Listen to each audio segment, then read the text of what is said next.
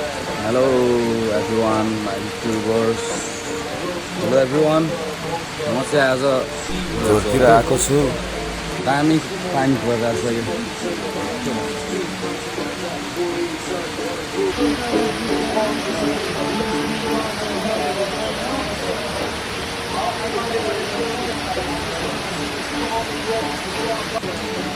Weather चाहिँ last दामी भएछ है।